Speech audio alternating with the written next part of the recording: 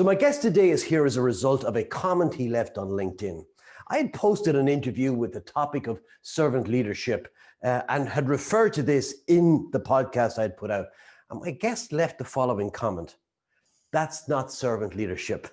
So when I looked at his profile, my instant reaction was, this guy knows his servant leadership from his elbow.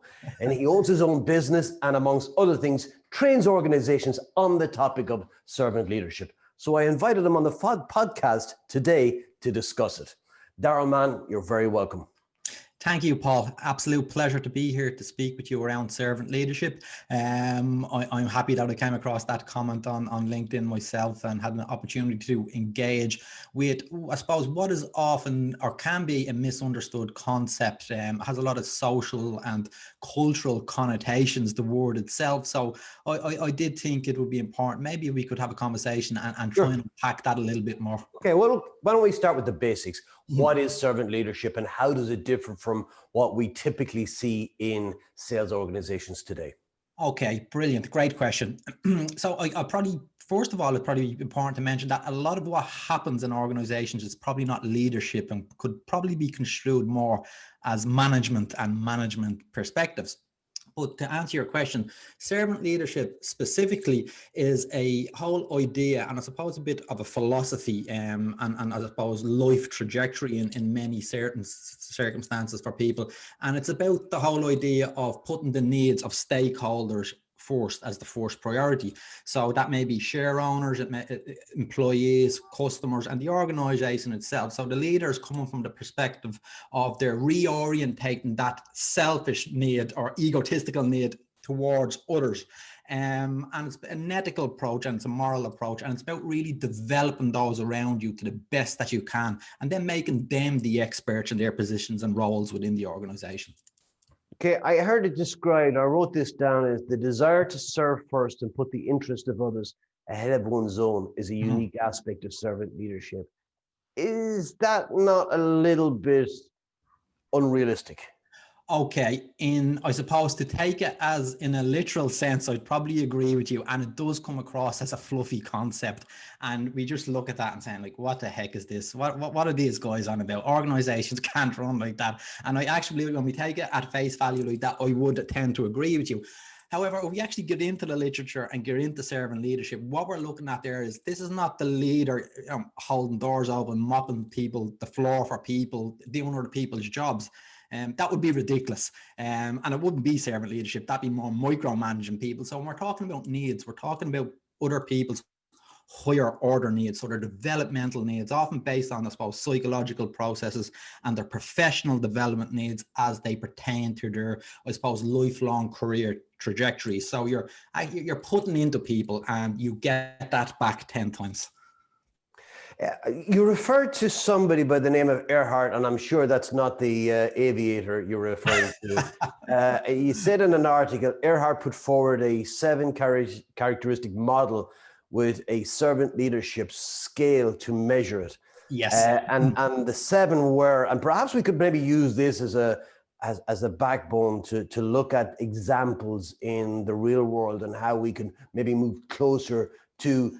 I think what you're telling me is servant leadership, as it's described, is really an ideal that we should be moving towards and away from more hierarchical, micromanaging type of organizations. Fair? Absolutely, Paul. I think just to come in there, there's an important point to pick out there. I think when servant leadership was first articulated by Robert Greenleaf, who's really the originator of the theory itself, that was the, I suppose, the best definition of the concept we had. So the servant leader is servant first.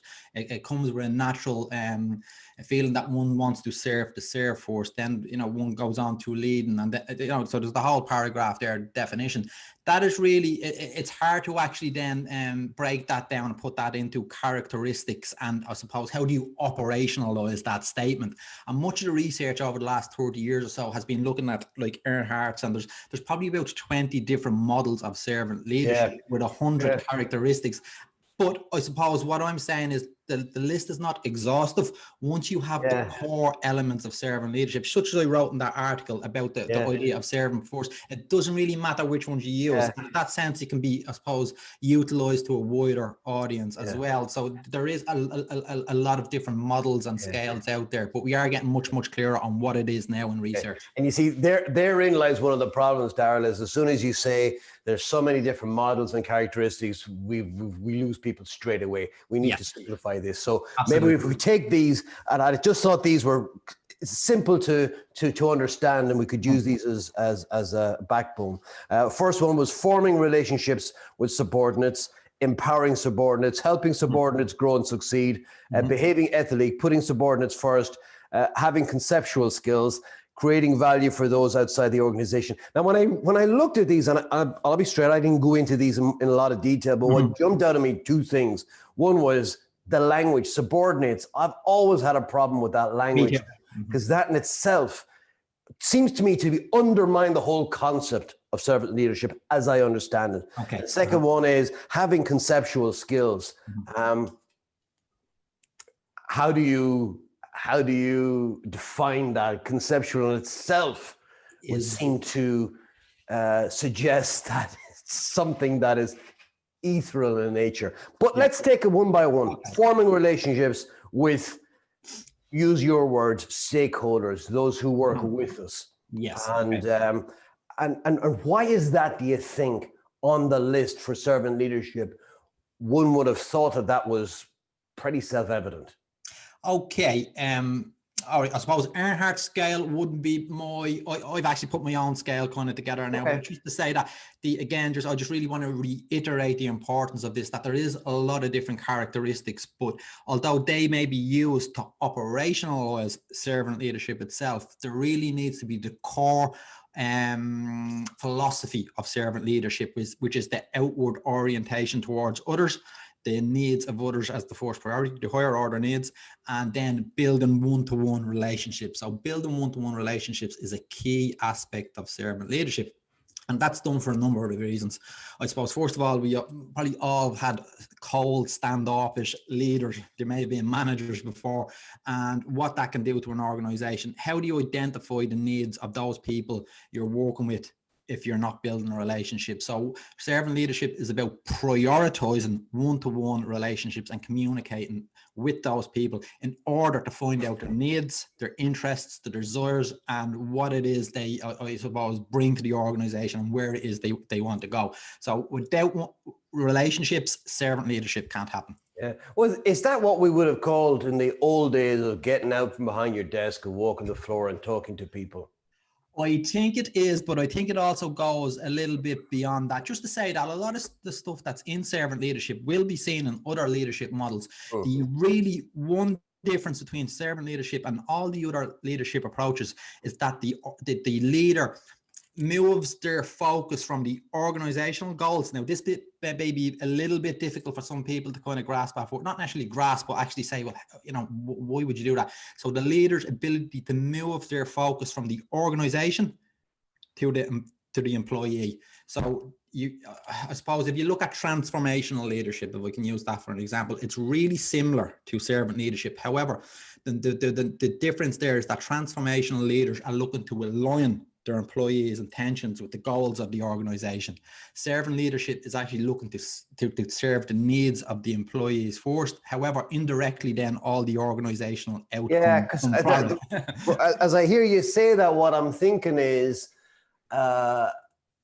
it's the goals of the organization that determine whether I get promoted or not, or whether I'm considered as relevant or not. Absolutely. And that's always going to be front and center in people's minds. I agree with you. Okay, so how do you get away from that? Okay, just to say that an organization has a mission, it has its values. Now, be this, sales targets, be this even outside of that, public sector, charity, every organization has its mission, and the mission often goes beyond making money. Making money is often an end outcome or a goal of that mission, and be it Apple or whoever it is, whatever it is you're selling. So you have your mission, your values, you have your governance, you have your policies, and you have accountability. Servant leadership is not about not having that. Actually, servant-led organizations are probably some of the strongest within that type of accountability space. They need to be when you're also working within the developmental space. And we look at some of the top Fortune 500 companies, Southwest Airlines, all these really, really big companies that are making a heap load of money. Many of them are servant-led or servant leadership organizations.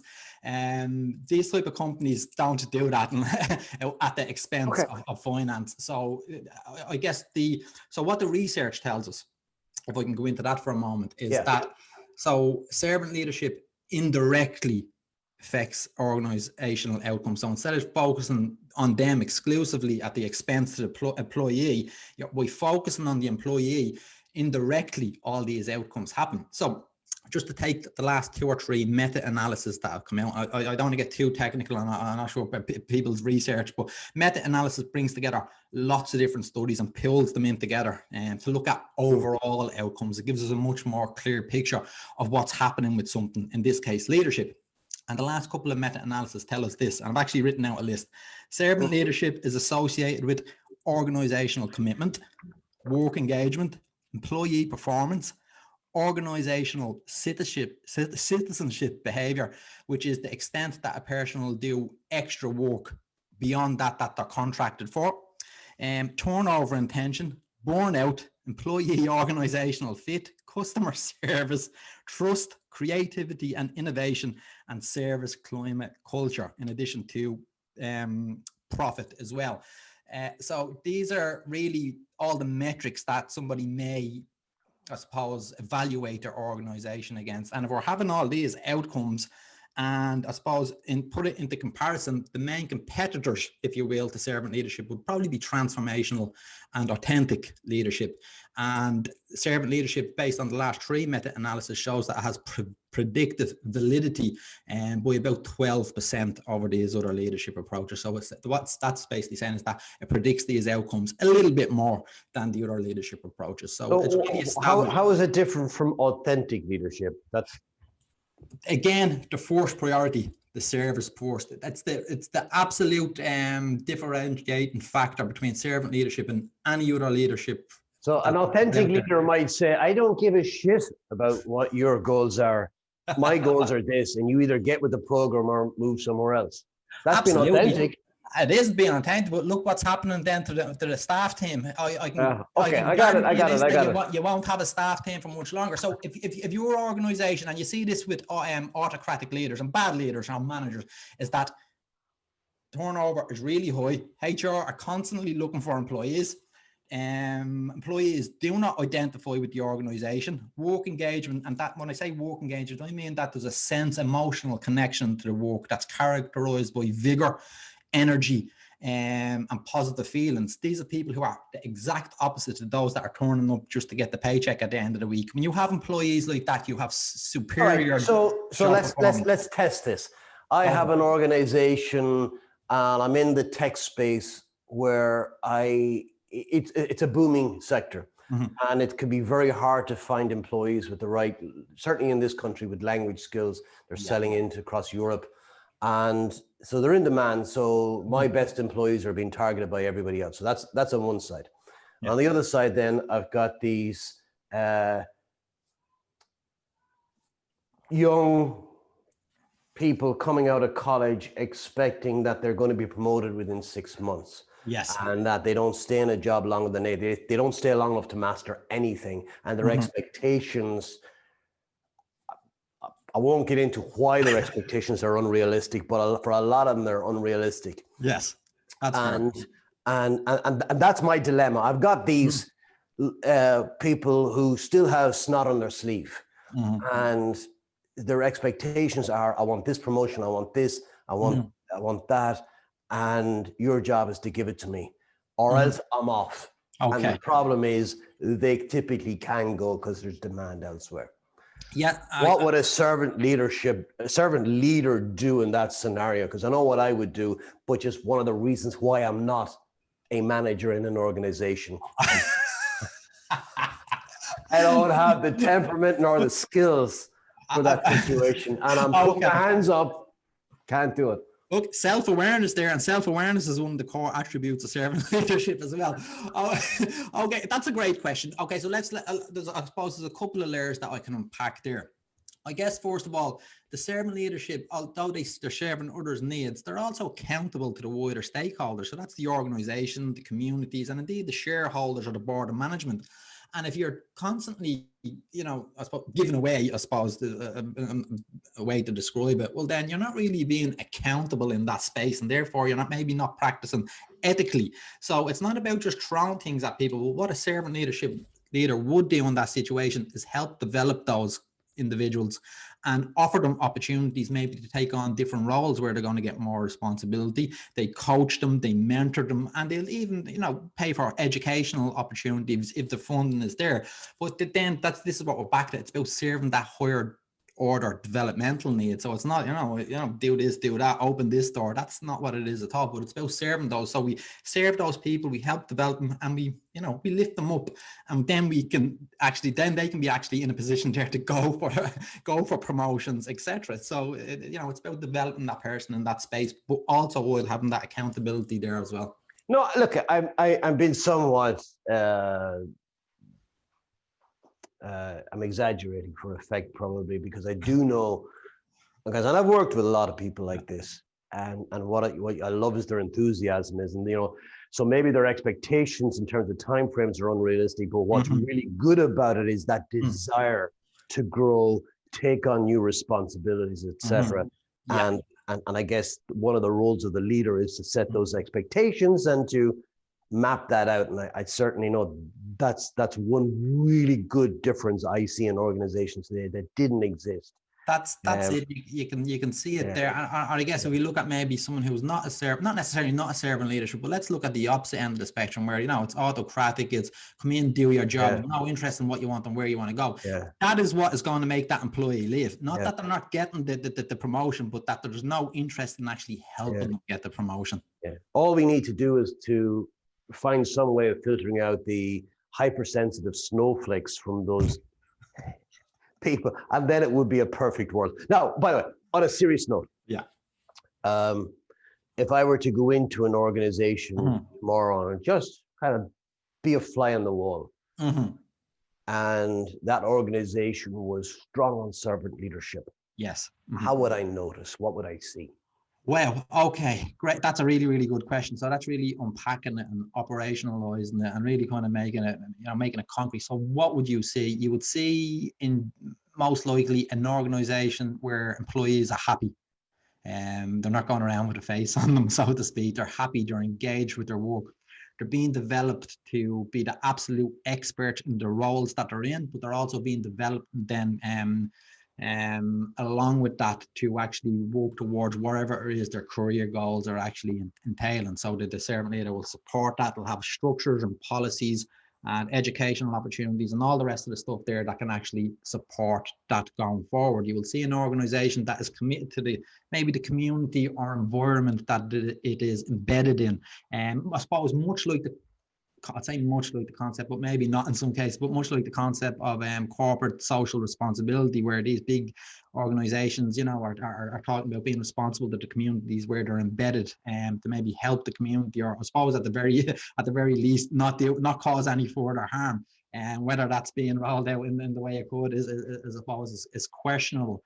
You will see an organization where leaders are developing other leaders to be responsible for their roles and duties. There's an accountability mechanism there, but they're generally left to go and do that because they've actually been developed to the best they can for that role. And then in turn, that's actually then role model throughout the organization, and everyone's doing that to each other. And then at the customer level, the frontline staff, be that sales staff or whoever it may be, are absolutely treating the customers with the utmost respect and serving their needs. So it's a kind of a full loop. It's funny because having worked in lots of organizations and being that fly on the wall and just maybe going in and soaking up and observing, what I notice is that if you go into an organization in Q1, Q2, Q3 of their fiscal year, you'll see that in some of the best organizations around. I'm thinking of the Salesforces, the Zendesks of this world. Yes. And you'll see that the employees are doing charity work in their part-time. They're giving to the community. Yes, there you have it. There's a sense of community. Yeah. I go into those organizations, and there's an energy, and it's a positive energy that you pick up on. That's what I noticed. Yeah. What I also notice is that come Q4, everything changes. Okay. It's like that energy, that positive energy is sucked out. Now, it's not replaced by negative energy. Yeah. It's replaced by almost a sense of stasis. It's like, we're busy here. Like it's like when you go into a library and you know it's different. There's no negative energy in a library. It's an absence. Now, the people are busy, so I'm not saying that they're not doing things. It's like, it's like, I'll talk to you in 3 months' time. and to me, it's like there's this gravitational pull that servant leadership as a concept on these organizations is a gravitational pull. But on the other side, there's the draw of, we need to make our numbers.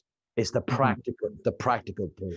And it seems to me there's this, it's like the way the earth goes through seasons and it orients on its axis, and there's the gravitational pull on tides, and how there's that ebb and flow. And that's what I notice. It's not, you don't see one example of it. It's a constantly changing. It's dynamic and fluid. I think that's you've really described that in a good way. Now, I suppose I'm not too sure on the organisations that you've visited and whether there's servant leadership or the embodied servant leadership. If you look at actually any of the really big companies and go onto their websites and look at their mission statements and values, you'll see listening to staff, employees, all the stuff that we're really talking about. They may not name servant leadership, and it may not be considered a servant leadership approach, but they would maybe draw on some of the core values that are actually embodied in servant leadership. I think the other thing that you mentioned is quite interesting as well, and that I don't think, obviously organizations go through different spells, they have different stresses, and look, a servant leadership organization are absolutely going to get stressed and go through all that stuff as well. I don't think servant leadership would mitigate and be a protective factor against some of the stuff that's going on. But at the same time, if you look at it, it really is, I suppose, a spectrum, because servant leadership is essentially about human relationships. We're all fallible and we all make mistakes. I make mistakes every day, and servant leaders will fail every day. But I think probably one of the key differentiating factors here is that servant leadership, well, may not be a key differentiating factor, but between maybe some of the autocratic leaders, if we look at something like maybe Trump, they will own that. They will take responsibility for what's going on within the personal relationship, because they have a good sense of awareness about themselves. And I suppose, for example, when I'm teaching my servant leadership, I have a couple of reflective self-awareness exercises in it that I absolutely must be doing. And that's around your relationship with power. And whether if you're an autocratic leader and with a strong need for power, that's probably going to be in all likelihood a really, really corrosive approach within an organization, make me often really cancerous. And you have people running out the door for other jobs, lower paid, and probably worse organizations, just because of that one leader. The leader absolutely sets the tone for an organization, and then you can even kind of bring that down into different departments, because with big organizations, they're often disconnected in some way. Sure. So at really each department level, you can have a wide variety of different leadership styles. And I think probably one of the good things for me about servant leadership is that you're bringing that more towards a standardized model of leadership, although it'll be played out a little bit differently because it's human relationships. And I guess one of the things I noticed with different leadership styles in the one organization is that you have that dynamic going on, and maybe you have some people who are invested maybe in the authoritative and the power control, micromanage. There's just so many different mixed messages within the organization that it can really, really impact on how it's run. Yeah. I see it also as more of a practical answer to the challenges organizations face, because at the end of the day, organizations care about how they do in terms of their key metrics, share price, of course, et cetera, right? So that is the bottom line. You can't get away from that, because that's what investors care about. And so investors don't care how you get there, so long as you get there. Right. Now, bring that back. The practical challenge a lot of the organizations, certainly I work with in that tech space, is getting the right employee. and holding on to them. Yes, And therefore, absolutely. they for practical reasons have to take an employee first approach first. Now, when I say the challenge of finding and keeping employees in sales organizations, that's always a big challenge. It's really hard to find good ones, and the good ones are then in demand elsewhere. Absolutely. But in the exact same organizations, I could go into the finance department, and you don't see examples of that servant leadership. Now, I'm not saying it's the opposite either. I'm not saying it's autocratic in nature, but you don't see that atmosphere, that energy that you'll find in the sales organization, because they don't have that same practical problem. And so therefore, maybe, and I'm asking the question, I guess, is servant leadership really about practicality more than anything else, rather than being authentically? Because if I look, something I wrote down I thought was interesting was characteristics of a servant leader: service first, high on empathy, high on empowerment, and humility. That sounds like, that's an idea that somebody who's high on all of those all of the time in all situations, regardless of outside influences and environment, is somewhat unrealistic. And therefore, do they exist? Yeah, they do. But really what you see mostly, I think, is the practical one. And that I wonder, and probably this is the test, Daryl, is that if the circumstances change where the economy, say, tanked and it wasn't an employee market, would leadership style change? Okay. I guess you have a lot there. I think your first and foremost answer, the first part, servant leadership most definitely will be situated in the ideology realm. So, we need to name that and actually say that, because that's also important. And it is a philosophy. And as I probably alluded to when we first started speaking, is that, yes, it is, I suppose it's a bit of a philosophy, and it's a bit of a lifelong journey as well. It's more than just going in and, banging the stick and the end result of money is all that matters. I would say this: for organizations that want short-term stockholder finances and want to make money above and anything else, servant leadership is absolutely not the approach for that organization in those circumstances. If you want long-term sustainability based on brand, servant leadership is really, really up there in the approach that you probably want to take. Now, look, we can take as much money in as we want. Like we see it, we see it in society, these ethical, unethical decisions made by certain institutes, and I suppose governance structures have really, look at the banks. Look what happened in 2008. All those unethical decision making and that they were allowed to happen impacted on society really, really bad. That wouldn't happen with a servant leadership led organization. Some of the characteristics you spoke about, and this is again probably back to what I said when we first started speaking, is that servant leadership exists on a spectrum. So there's no that black and white piece is not there. Empathy, we all empathize at different levels. Our our ability to empower employees are going to be mediated maybe from the power needs we have as individuals and how we go about managing. But I guess if your intention is to have that as your way of being more times than not, well, then that would probably bring you more into a servant leadership approach. So look, if you're about short-term finances, servant leadership is not the approach for your organization. It's more a longer time sustainable model of business. Well, there's a couple of things in that jump out at me, and I might contradict myself slightly here, is that if you have, using the banks as an example, a situation where the CEO of a bank is rewarded based on the share, to keep it simple, share price of the bank, then that CEO is going to look at how do we increase the share price. Of course. They're going to look at their loan books and products and so many innovative ways of driving up shareholder value. So that's on one side.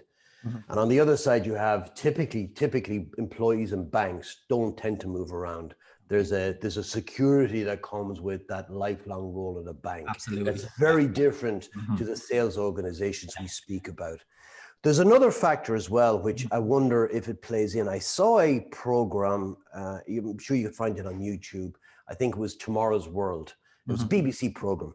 And they were looking at the idea of priming, how subconscious clues can influence our behaviors. Yes. And one of the things they did was this experiment, and they got a group of volunteers in, and this group of volunteers were told that they had to count a pile of paper with their dominant hand behind their back, and it was sold to them as a dexterity test. Okay. But it wasn't, obviously. It was a ruse for some other purpose. And so what they did was half the volunteers were given a stash of blank pieces of paper, the size of a 50-euro note. And the other group were given real cash to count. Okay. And then what they did was they followed the people from both groups, hidden cameras, as they went back to their desks in their organization. And what they had was, as they moved through the building, they had stooges who were set up to do this, walk by with a stash of papers and drop them suddenly. And what they wanted to see was the people who were primed with the concept of money, how they would behave. And to a person almost, the people who have been primed with money, who have been counting money for the past hour, just looked and kept going, didn't stop to help. Yeah. Where the others, as you can imagine, it was the opposite. They stopped to help. Yeah. And they went and they took another tack on it, where they got people to put their arm into a vat of iced water. Okay. How long can you hold your hand into that? Which is excruciating if you've ever tried it, right? And the people who've been primed with money could keep their hand in there for some. Now I could have the figure somewhat wrong, but it was like 40% longer. It was a substantially greater length of time. And what they concluded from that was that money at a subconscious level changes how we interact with the world, that it is seen as a source of independence. Yeah. And as what does that mean for us? Well, we're individual, we're I-centered. Yeah. Which comes back to then how organizations are structured in terms of their KPIs. If it's all about the individuals, then that influences. That's so I think it's we often present it, and this is me just exploring it with you, is in terms of characteristics. Yeah. But I wonder if it's doomed to fail unless people also look at the environment in which people work in at a kind of a deeper level. You know, what's the colors of the rooms? Is it bright and airy versus stuffy and closed? Is it too warm, too cold? I think these things prime how we feel. Absolutely. And impact how, again, I'm asking the question. I haven't come across that specifically in that sense, but what you're saying is really, really interesting. And I suppose a couple of things are just jumping out at me. I think, first of all, servant leadership and making money, they're not mutually exclusive, and they don't have to be. I think you can have the drive to make money, but go about doing that in an ethical way that's going to really look after those around you. So, but that's one of the first things. Secondly, I don't think servant leadership is suited to everybody. I know in one of the publications that I'm writing at the moment, I quote some of the research that was saying people who are really self-centered and selfish, they're going to really, really struggle with servant leadership. And people with narcissistic tendencies are going to struggle with it. Those who are in a command and control may struggle with it, but you can really you can bring them over, I think, with a bit of work and with a bit of development. A lot of people have styles of leadership and management that they learned off other people. So that was their really orientation into how to be a leader. And if you're getting that from someone who's, not really a good leader, well, then that's going to carry over into yourself. The other thing is that, and probably this links in a little bit more to what you were saying, is that it is a little bit oxymoronic or a little bit of a contradiction where servant leadership is probably going against some biological needs for self-preservation. So again, that's about, and we'll all have those at different levels and to different strengths, depending on, genetics maybe, and a lot of other stuff there that's going on. And in addition to what's going on in the wider environment, as you were speaking about. So within that space, it's about trying to reorientate those needs that you have for self out towards others. However, and paradoxically, you get back what it is you're giving away multiple times in some cases. And even if you have a strong need for power, you're using that power need by giving a certain amount of power away, which in itself kind of feels a little bit powerful. So it's about trying to view things in I suppose a more positive way is probably a way to describe it. Yeah.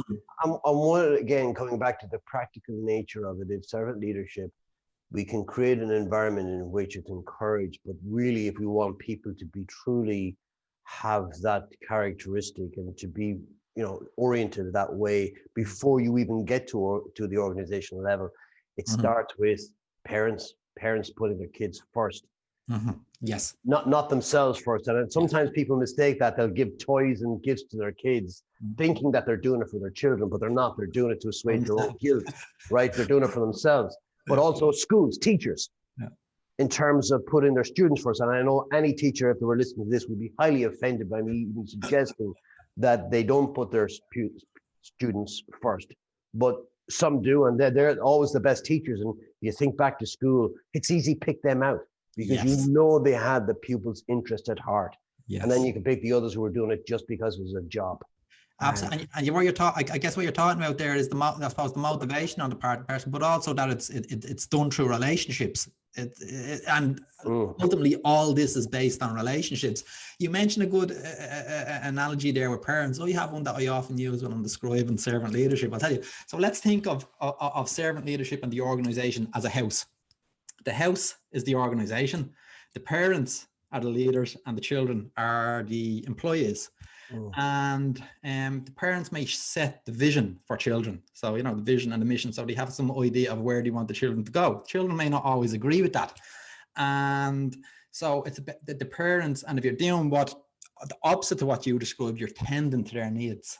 So, so you're looking after the child's needs, not what you want or you think is happening, but their developmental needs. So you're actually, I suppose, encouraging them and really looking after them and helping them grow into adults. And then I suppose if we want to look at the governance and policy level, all the bills and different expenditures, represent all different kind of what's happening with an organization. So the parents, the leaders do set that. So they set the mission, the value, okay? And there's a great, actually, I don't know if it was in that publication that you read, it's that, you have the pyramid, the right side up, the leader sets the mission, the mission, the values and the direction. And then one simple thing, but really difficult to do, after that's set, the traditional hierarchy is flipped upside down. The leaders are then down here and they're serving their employees to meet that mission.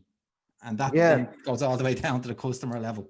Yeah, it's a difficult one because I think as a parent myself, I look at it and I go, for my children is I will support whatever they want to do as long as it makes them happy. Now that's a very broad statement, and in itself it's not enough.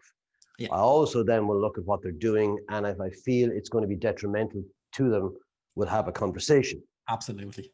But what on the flip side, I'm thinking, all of this has cost a lot of money, and it's a one-way flow of money. That said, if it results in them growing and becoming independent, then and again, that's where I guess it diverges from servant leadership in an organization where the entire organization has the same agenda. Parents and children don't have the same agenda. Exactly, the agenda is different. But in terms of the mindset of I'm not my children's servant. And maybe it's the term that really people are confused with. I'm not their servant, but I'm there to make their hopes and dreams happen as best as I can. And that comes from encouraging. It comes from investing in their education, spending time with them, not knocking them, not trying to follow my agenda, all of these things. You're describing everything that happens in a servant leadership organization there, really. Yeah. Do you know what? It's the term, I think, people struggle with. Yeah, I absolutely agree with you. I think it is the term. I've been speaking to a fair amount of people lately about this. It is the term, and I suppose it's the whole cultural connotations that come along with servant. But it's not the leader. It's not the servant as leader. It's the leader a servant, and you're still the leader. You're still at the organization. Your needs still matter, your direction and what you want to happen. You still go in and have frank conversations with employees and let them know, look, your performance is not up to scratch.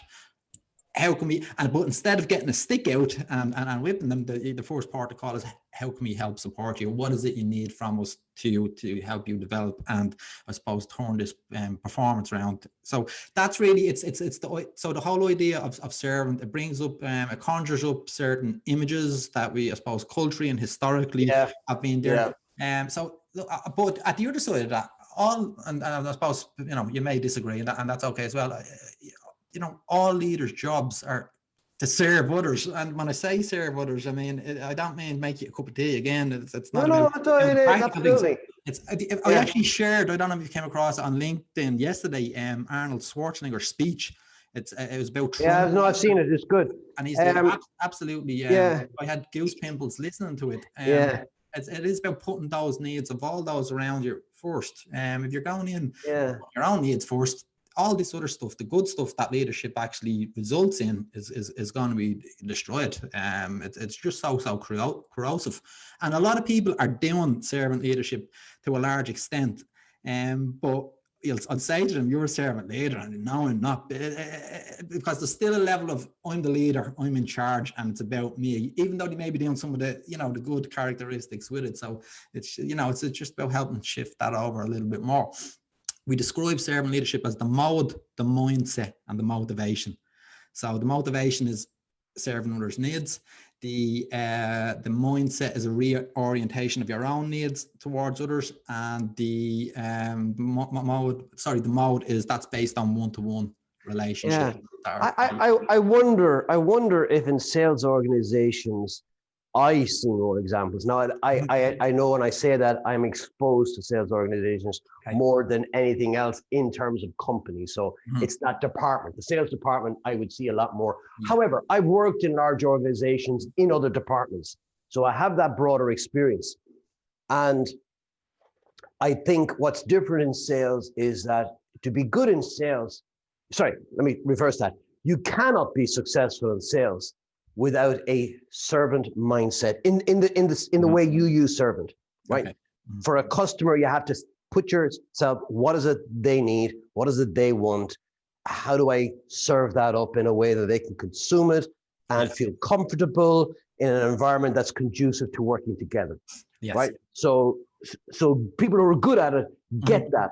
People who are poor at it don't get it. They'll go in and they'll go, me. Here's 10 reasons why you should do business, with us, why we're the best. We're the leading provider of blah, blah, blah, blah, right? Yeah.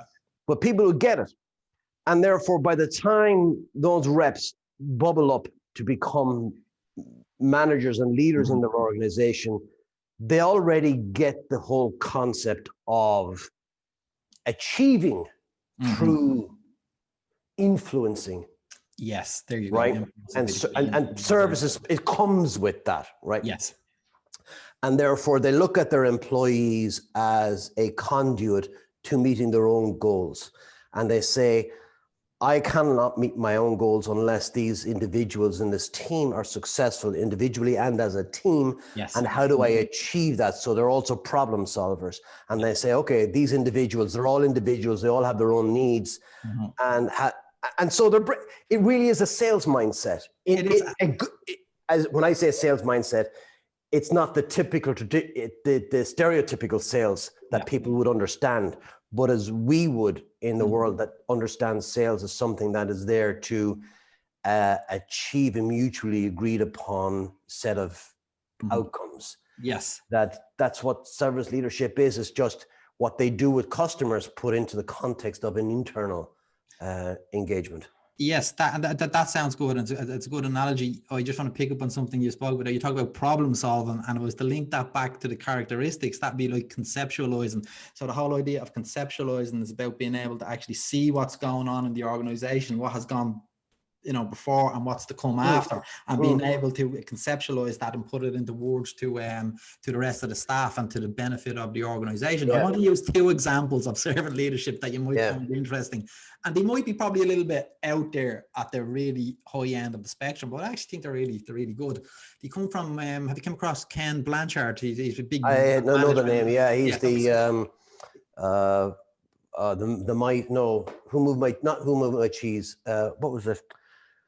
I can't think of the name, but yeah, I know the guy's name. He has lots of books, management books, and Yeah. he'll be firmly within servant leadership as well as with other approaches.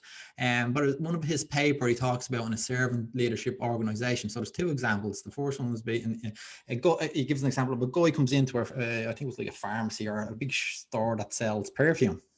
And he goes up to the counter to the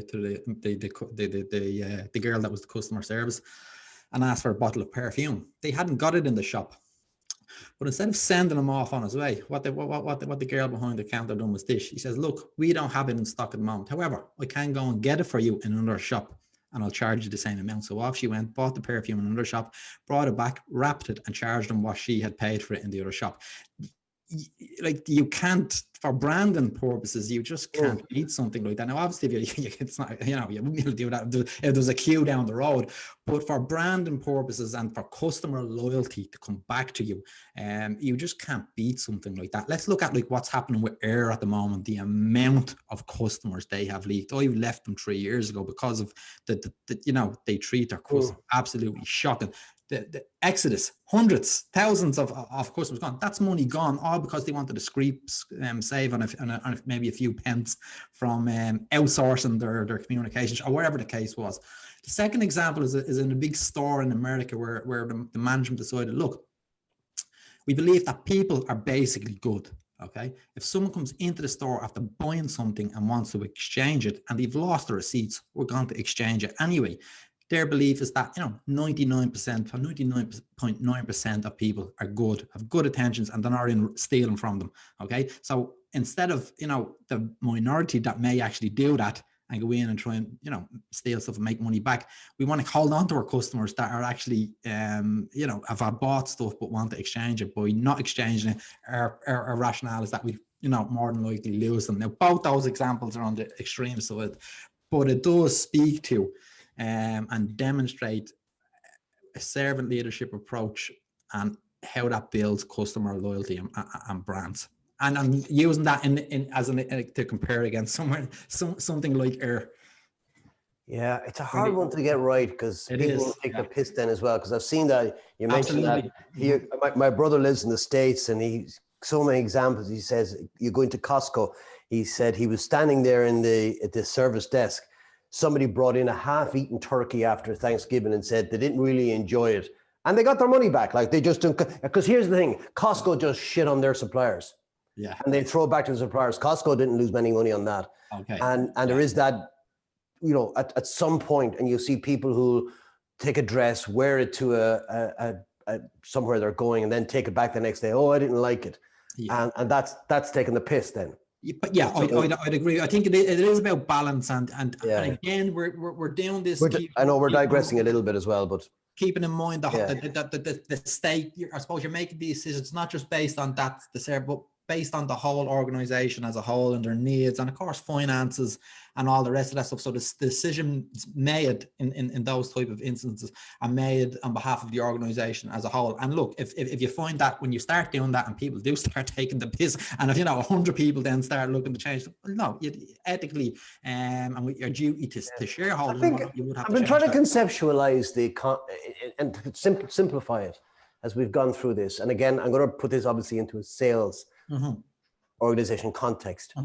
And I work with a number of organizations who they have their direct sales force, but then they also, many of them work through partners. They're big companies and they work through these smaller partner organizations. Those partner organizations can sell products from any of their partners. They don't have, so if I'm say an Oracle and I've got Oracle partners, well, those partners can also sell IBM as an example. Yeah. So I need to treat my partners well. And they do, and they do a great job with them, and they put a lot of resources into them, and it's a partnership. So it's not a subservient relationship. Yes. Okay. And it's a two-way street. There's a give and take, and when it works well, it works really, really well. Yes. I think that's the model. If we apply that to internal employees and see them as partners, people who can, at a whim, go somewhere else if they want to. And if we just said, we'll treat them exactly and put the same resources into it, I think we'd nail that. I agree with you, and that's exactly, I think, what we try to do with servant leadership is it's put those resources, the time, the energy, the relationship, first of all, let them know, look, I care about you. You're not just another cog in a wheel. And we go right back to the division of labor and how when factories first started, and on the line, someone's doing that, someone's doing this, and they never knew each other. They probably didn't know their manager. They're probably being whipped. But they got away with that, as Daryl, as well, because that goes back to the idea of that those employees needed the job. And if they spoke up, they lost their job, lost their livelihood, no social welfare, screwed. Absolutely. And what we were trying to link it to now is that you just wouldn't get away with that these days, because everyone, but millennials in particular, and the new generations want more than just money. It's about, they want their values and intentions to be, they want to work for organizations that have values and intentions that are aligned with their own values and intentions. And I think that's what servant leadership does. Sorry, I was smiling, Daryl, because as you say that, I thought straight of an organization I did some work with, and for obvious reasons, I will not name them. Of course. But one of their customers was the White House. Okay. And this particular organization, a number of the employees were not Trump supporters. And they went to the CEO of the company and they said, unless you get rid of this customer, I don't know if they said we're off, but they certainly went and expressed their dissatisfaction with the fact that the Trump regime was a customer. Okay. And the CEO said, yeah. Now, I heard that and I thought, what? Like, tell them to sling their hook, right? That would be right. So I'm not saying that. Perhaps what he did was the right thing, because they didn't renew the service or whatever the account they had. They didn't renew it, and maybe that was the right thing to do for that organization. That said, look, our employees, our values are important to us, and they were the ones who hired those people, so they knew what they were hiring. Yeah. So maybe that is authentic. Maybe that is servant leadership at its best. I think it's just good leadership at its best, Paul, as well, to be frank. I think. And they back the right horse.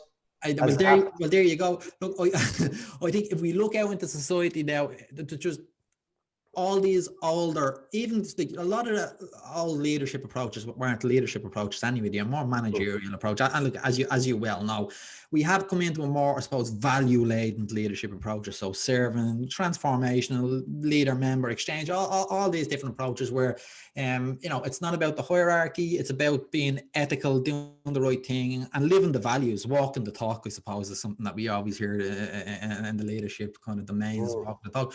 And the organizations out there, they're just not getting away with probably what they used to have in old times, but certainly all these millennials, people, the high-powered employees, the computer whizzes, those that actually make money for organizations, but money is starting to become a secondary for a lot of people. Look, money is important. We all love money, and servant leaders love money as well. But if I'm going to work for an organization whose values don't just align with my own, and I'm just going in for the paycheck, it's just not going to work out. We want organizations that have a higher purpose, I suppose, that are contributing to society in some meaningful way, and that you get an opportunity to contribute in that meaningful way that's aligned to your own values. Daryl, we're almost up on time. I'd like to summarize it, and I've really enjoyed our conversation. It's been really insightful. Thank you. Thank you.